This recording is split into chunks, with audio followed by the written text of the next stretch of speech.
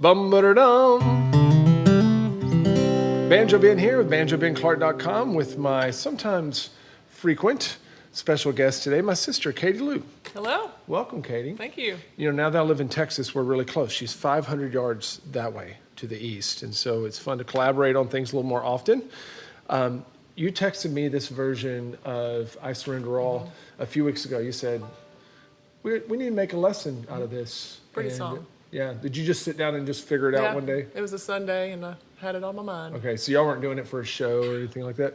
Okay, I said, absolutely, we've got to do that, and so now we're doing it. This is, this arrangement has a couple things that are different in what you're doing with your pick hand, and also we're in drop C tuning, so that offers a couple challenges. So we'll talk about all those things. If you want to access the full lesson, become a Gold Pick member at BanjoBenClark.com. You can have access to this full lesson and hundreds more for all kinds of instruments. You have the tab over there. You've got MP3 of the performance and much more. All right, Katy, let's jump in. Let's cover some basic theory notes about the song. It's in 4/4. It's going pretty slow. And how do you think about slow banjo songs as compared to fast ones? Like, do you approach them differently? Well, I think about with the slow tempo of a song, it necessarily involves creating more space, and which sometimes can be a harder thing. Right. Yeah, I mean. And sometimes as banjo players, we have a difficult time with space because we're used to notes always coming in. It's okay to let them ring out and do other fun things like slides or vibrato or whatever you may do. We're in the key of C, and you've done a different tuning there to help you. What have you done? I dropped my fourth string, which is usually tuned to a D. I dropped it a whole step down to a C. Yeah. Okay, so just down a whole step, and none of the other strings have changed. Right. So that's going to mess with your brain a little bit, isn't it? It does a little bit, but I've found that the more songs I've worked up in this tuning, the easier my brain kind of adjusts to it. And I have lots of lessons on the site about playing in that drop C tuning that gets you used to doing that if you've never done it. But obviously, to get the note that you want to get, you've got to fret 2 frets higher than what you're used to on that low fourth string. But the trade-off is worth it. Yeah, trade-off's worth it because we're using that low string as a drone, as a bass really note. pretty. There. Yeah. And that way, whenever you go up the neck to make those high melody notes, you can jump down to that low fourth string and provide some bass, which is great because you wrote this without a guitar playing along. I just decided to play guitar with you today. You were going to do it just solo.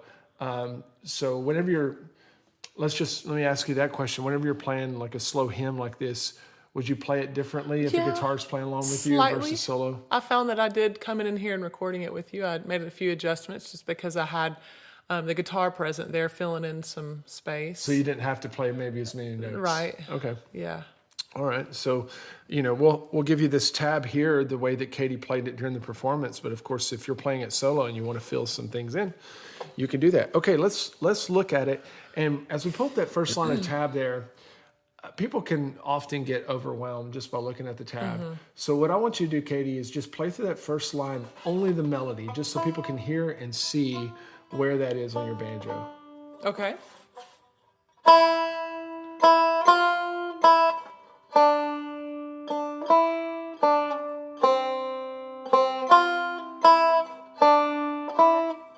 Okay, and you have that quick hammer on the very first measure, which you didn't do there, right? So okay.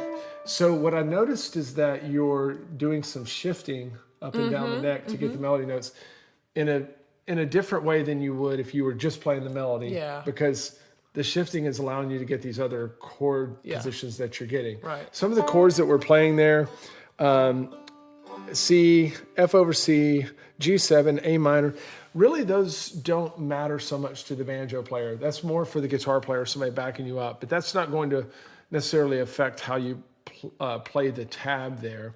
But some of the chords in there, like when you look at the second measure, you go to that G7, show that chord position. Okay, so this is a chord position that's going to be different for you if you're not used to the drop C tuning, right? Because it looks like an F chord on a guitar. And it looks like almost for us banjo players That's an right. F-shaped chord. It does look like an F-shaped chord, but it turns into a seventh chord Yeah. now. Yeah, That's cool. it is cool. All right. Well, good. So just play slowly through that first line, even slower than what you performed today. Okay.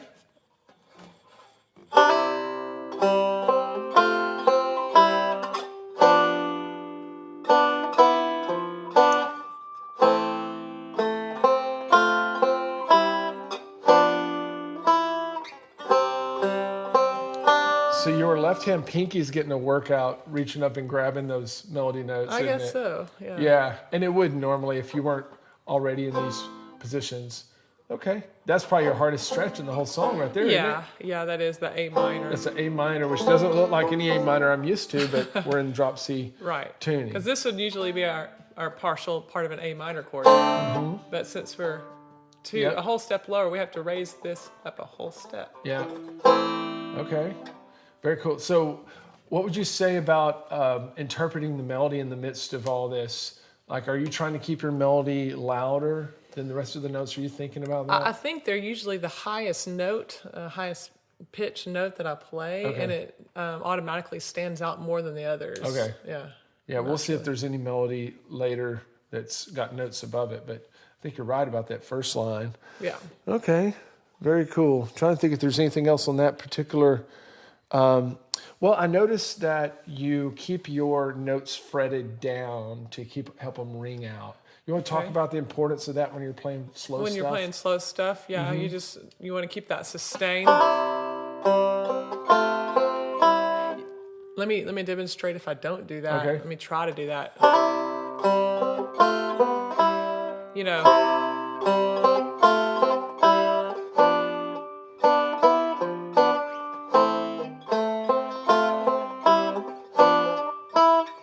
Yeah, and that's how it's going to sound maybe when Yeah. you're first starting to learn this, and it's okay when you're getting your fingers under you to do that, but then you need to immediately start trying to keep those notes down as long as you can until the next note forces you to move your fingers. like a pop organ. Yeah, like playing a pipe organ. Yeah, you have no sustain pedal. You have to hold it down. Okay, very cool. Let's go to the next line, Okay. which has some repeating in the melody, but you interpret the melody a little bit different. Can you just play through this whole line very, very slowly? Yeah. Sorry.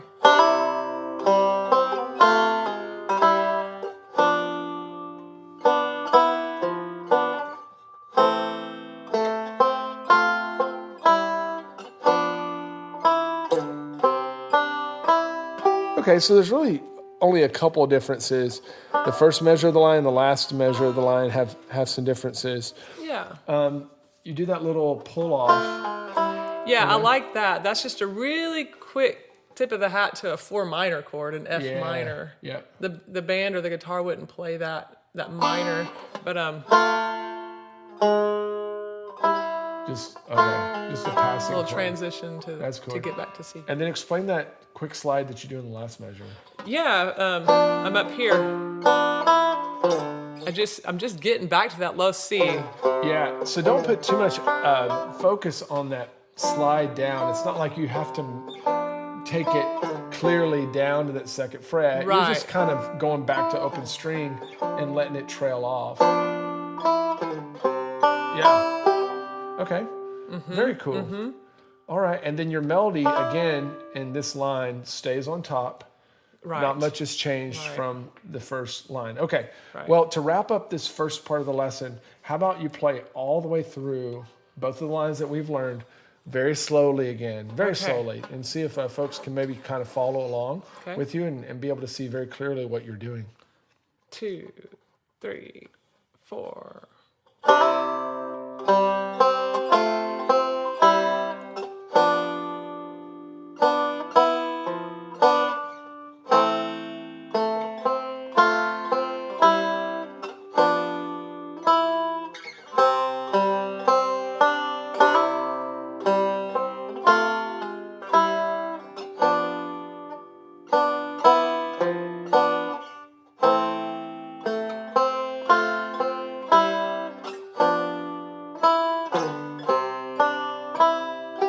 pretty. I just want to hear that chorus come in, right?